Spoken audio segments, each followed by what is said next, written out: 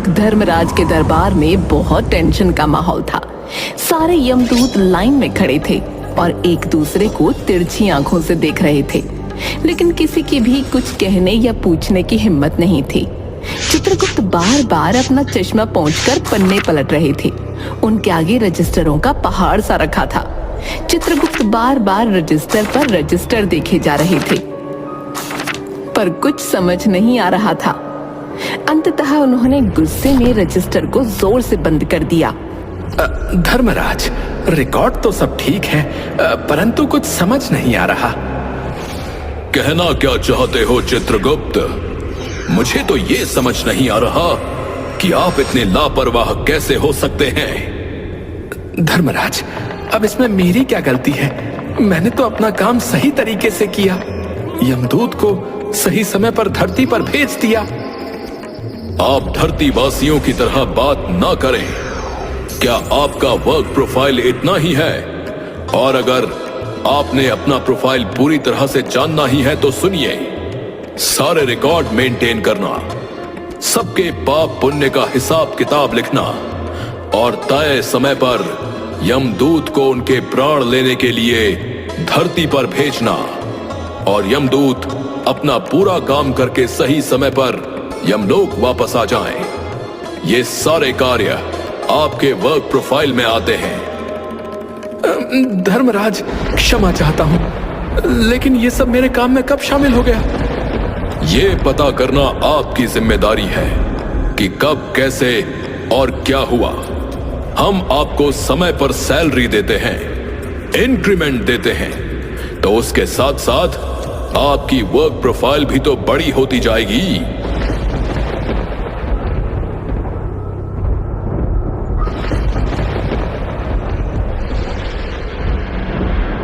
धर्मराज, मनसुख के प्राणों ने 5 दिन पहले ही उसके शरीर को छोड़ दिया था और वो यमदूत के साथ यमलोक के लिए निकल चुका था। अगर वो धरती से निकल चुका था तो बीच में कहां रह गया? धर्मराज, यही तो समझ नहीं आ रहा कि वो कहां रह गया। वो यमदूत कहां है? धर्मराज, वो भी लापता है, उसका भी कुछ पता नहीं लग रहा।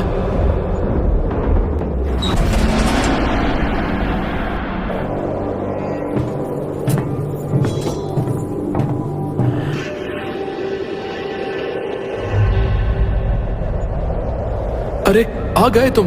कहां रह गए थे इतने दिन? और ये बताओ, उस मनसुख के प्राण कहां हैं? दयानिधि, क्षमा करें, मुझे तो खुद समझ में नहीं आ रहा। आज तक मैंने कभी धोखा नहीं खाया, पर उस मनसुख के प्राणों ने मुझे चकमा दे दिया। साफ साफ बताओ, हुआ क्या है? महाराज, 5 दिन पहले जब मैं मनसुख के प्राण लेकर इस लोक की यात्रा के लिए निकला, तभी कुछ क्षणों के बाद ही एक तीव्र वायु तरंग उठी और वो मेरे चंगुल से छूटकर न जाने कहां गायब हो गया। गायब हो गया? गायब हो गया का क्या मतलब है? दयानिधि, पिछले 5 दिनों से मैंने सारा ब्रह्मांड छान डाला, पर उस मनसुख के प्राणों का कहीं पता नहीं चला। मूर्ख, प्राणों को लाते लाते बूढ़ा हो गया, फिर भी एक मामूली बूढ़े आदमी के प्राण ने तुझे चकमा दे दिया। महाराज, मेरी सावधानी में बिल्कुल कसर नहीं थी। मेरे इन अभ्यस्त हाथों से अच्छे अच्छे वकील भी नहीं छूट सके, पर इस बार तो कोई इंद्रजाल ही हो गया होगा जो इस मनसुख के प्राण मेरे हाथों से छूट गए। महाराज, आजकल पृथ्वी पर इस प्रकार का व्यापार बहुत चला है। लोग दोस्तों को कुछ चीज भेजते हैं और उसे रास्ते में ही रेलवे वाले उड़ा लेते हैं। पार्सलों में से कपड़े गायब हो जाते हैं और वही कपड़े अफसर के शरीर पर नजर आते हैं। एक बात और हो रही है, राजनीतिक दलों के नेता विरोधी दलों के नेताओं को उड़ाकर बंद कर देते हैं। मुझे तो लगता है कि मनसुख के प्राणों को भी किसी विरोधी ने मरने के बाद उड़ा लिया। आपकी भी रिटायर होने की उम्र आ गई है। भला उस मनसुख जैसे भूखे नंगे को कौन ले जाएगा? और उससे किसी को क्या लेना देना होगा।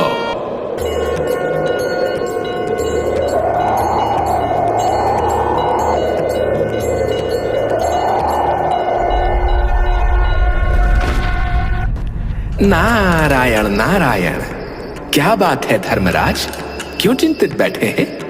क्या नर्क में निवास स्थान की समस्या अभी हल नहीं हुई? वो समस्या तो कब की हल हो गई मुनिवर। पिछले कुछ सालों में बड़े ही गुणी कलाकार आए हैं हमारे नर्क में। इमारत के ठेकेदार जिन्होंने पूरे पैसे लेकर रद्दी इमारतें बनाई। बड़े बड़े इंजीनियर भी आ गए हैं जिन्होंने ठेकेदारों से मिलकर पंचवर्षीय योजनाओं का पैसा खाया। उन सब ने मिलकर नर्क में कुछ ही दिनों में कई नई इमारतें खड़ी कर दी हैं। अब हमारे नर्क में रहने की कोई समस्या नहीं है। नारायण नारायण, ये तो बड़ी अच्छी बात है धर्मराज, परंतु आपके चेहरे को देखकर लगता है कि कोई समस्या है। समस्या बड़ी विकट है नारद मुनि जी। मनसुख नाम के एक आदमी की 5 दिन पहले मृत्यु हुई है। उस आदमी के प्राण 5 दिन पहले उसके शरीर से निकाल लिए गए। ये दूत उसके प्राणों को लाने के लिए गया था। नारायण नारायण, इसमें उलझन क्या है? ये तो आपका नित्य का काम है धर्मराज। उस मनसुख के प्राणों ने बीच रास्ते में ही हमारे दूत को चकमा दे दिया। इसने सारा ब्रह्मांड छान डाला, पर वो कहीं नहीं मिला। अब अगर ऐसा होने लगेगा तो पाप पुण्य का भेद ही मिट जाएगा। नारायण नारायण, ऐसा तो नहीं कि मनसुख का इनकम टैक्स बाकी हो और इनकम टैक्स वालों ने उसे रास्ते में ही उड़ा लिया हो। इनकम होती तो टैक्स होता ना, भुखमरा था मनसुख। नारायण नारायण, मामला तो बड़ा दिलचस्प है। आप मुझे उसका पता बता दीजिए, मैं पृथ्वी पर चक्कर लगा कर आता हूं। अब मनसुख नाम था उसका। ललितपुर शहर में मोहनलालपुर मोहल्ले में नाले के पास एक कमरे के टूटे फूटे मकान में अपने परिवार के साथ रहता था। पत्नी, 2 लड़के और एक लड़की थी। उसकी उम्र लगभग 75 साल थी। मकान भी किराए का है। पिछले 1 साल से किराया नहीं दिया था उसने। नारायण नारायण, अगर लुच्चा मकान मालिक होगा तो अब तक तो उसके परिवार को निकाल बाहर फेंक चुका होगा। फिर भी मैं देखता हूं उस पते पर जाकर।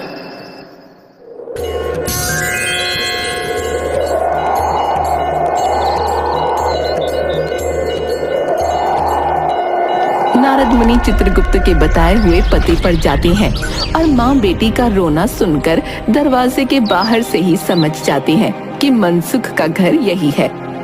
नारद मुनि दरवाजे से आवाज लगाते हैं, नारायण नारायण, घर में कोई है क्या?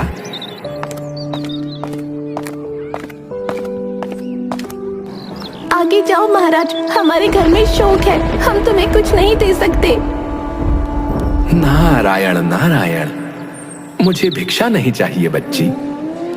मुझे तुम्हारे पिता मनसुख के बारे में कुछ पूछताछ करनी है। जरा अपनी माँ को बाहर बुला दो।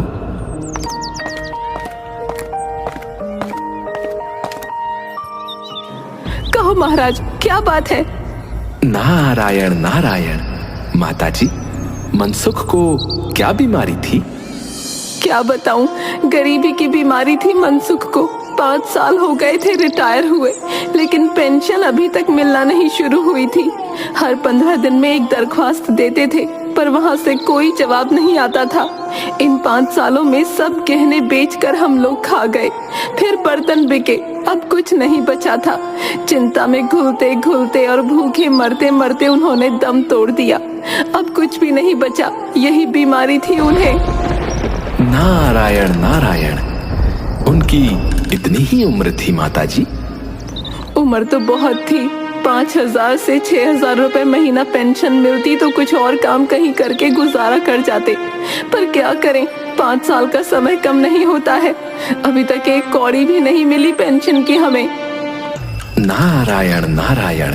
हाँ माता, तुम सही कह रही हो। महाराज, आप तो साधु हैं, सिद्ध पुरुष लगते हैं। कुछ ऐसा नहीं कर सकते कि उनकी रुकी हुई पेंशन मिल जाए? इन बच्चों का पेट हैं।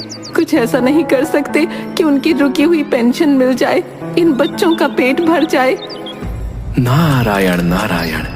साधुओं की बात कौन मानता है माता?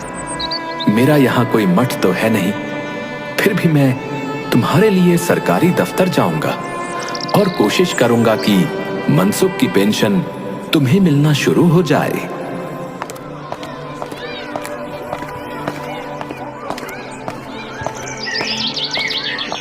नारद मुनि वहां से सीधा सरकारी दफ्तर पहुंच जाते हैं। वहां कमरे में बैठे बाबू से मनसुख के बारे में पूछते हैं। अरे ऐसा है, मनसुख ने पेंशन के लिए दरख्वास्त तो बहुत भेजी, पर उन पर जो है वजन कभी नहीं रखा, समझे? 1 मिनट, इसलिए वो सारी दरख्वास्त कहीं उड़ गई होगी। नारायण नारायण। भाई, यहाँ पर तुम्हारे सामने इतना सारा पेपर वेट तो रखा है, इन्हें क्यों नहीं रख दिया था तुमने? अब आप साधु हैं महाराज, दुनियादारी समझ में नहीं आएगी आपके। 1 मिनट। हाँ, दस्तावेज पेपर वेट से नहीं दबता। खैर, आप जो है उस कमरे में बैठे बाबू से मिलिए। नारद मुनि बड़े बाबू के पास जाते हैं। बड़े बाबू उन्हें दूसरे बाबू के पास भेजते हैं, दूसरा तीसरे के पास और तीसरा चौथे के पास। इस तरह बेचारे नारद मुनि 10 बाबुओं के और अफसरों के पास घूमकर एक चपरासी के पास जाकर बैठ जाते हैं। महाराज, अरे आप क्यों इस झंझट में पड़ गए? अगर आप साल भर भी यहाँ चक्कर लगाते रहे तो भी काम नहीं होगा। हाँ। नारायण नारायण। तुम सही कहते हो भाई, परंतु क्या कोई तरीका नहीं है? अरे आप सीधे बड़े साहब से मिलिए, उन्हें खुश कर दिया तो अभी काम हो जाएगा आपका। हाँ।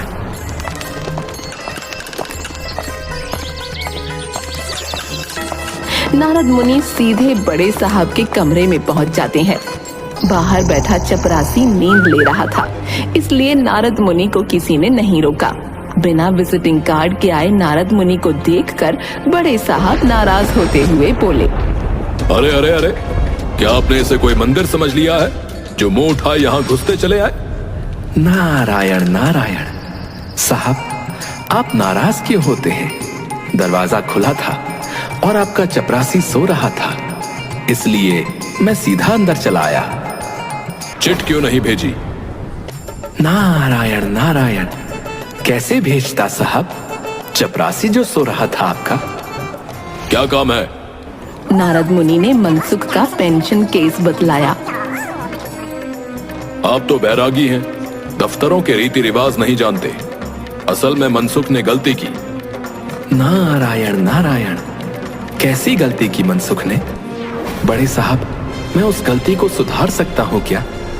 भाई, ये भी एक मंदिर है, यहाँ भी दान पुण्य करना पड़ता है।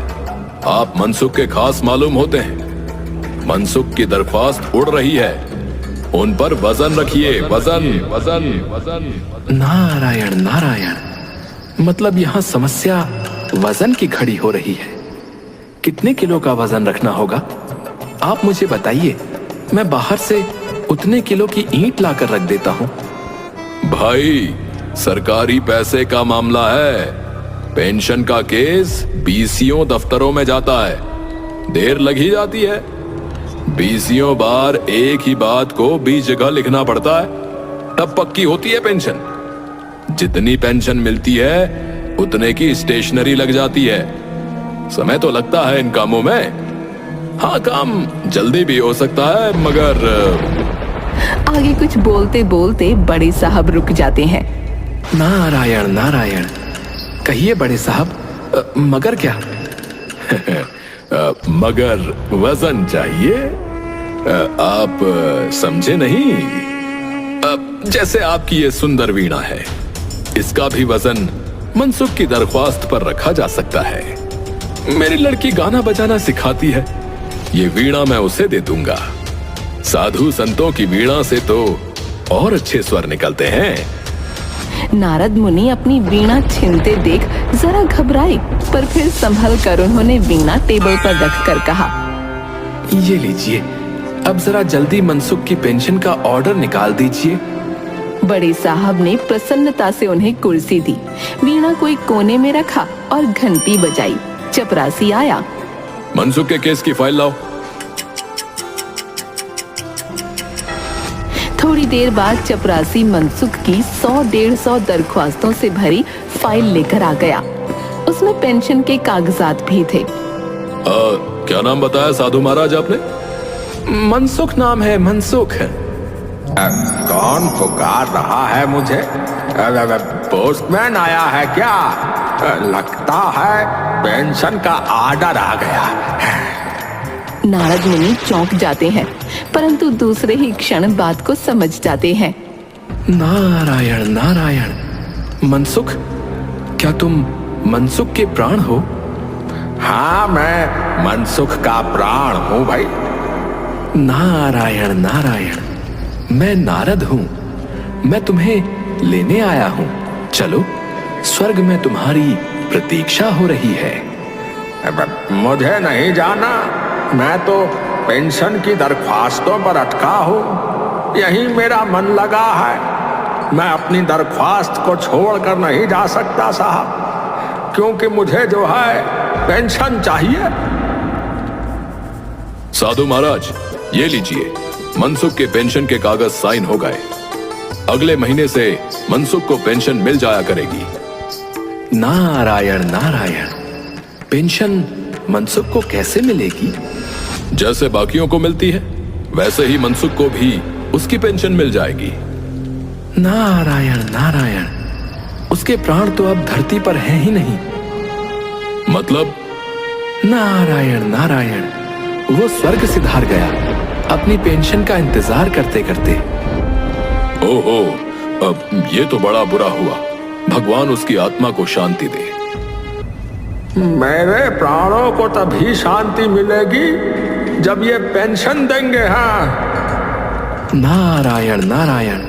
साहब, अब तो पेंशन मनसुख की पत्नी को मिलेगी ना? हाँ हाँ, जरूर मिलेगी। बस उसके लिए एक दरख्वास्त देनी होगी। क्या कहा? एक और दरख्वास्त? बड़े साहब, उसके बाद कितना समय लगेगा उसमें? अब नारद मुनि, आप वापस आइए। हाँ, मैं तुम्हें साथ लेके जाऊंगा। अब फिर तो आप भी मेरी तरह एक फाइल देख लीजिए। अब पेंशन का केस है, बीसियों दफ्तरों में जाता है, देर लग ही जाती है। बीसियों बार एक ही बात को 20 जगह पर लिखना पड़ता है, तब पक्की होती है पेंशन। जितनी पेंशन मिलती है उतने की स्टेशनरी लग जाती है। समय तो लगता है इन कामों में, लेकिन आप परेशान मत होइए, क्योंकि अब आपको तो पता ही है कि काम जल्दी कैसे होता है। वैसे आप बहुत समझदार हैं। ये सुनते ही मनसुख के प्राण उसी पेंशन की फाइल में वापस चले जाते हैं और बेचारे नारद मुनि नारायण नारायण करते करते बेहोश हो जाते हैं।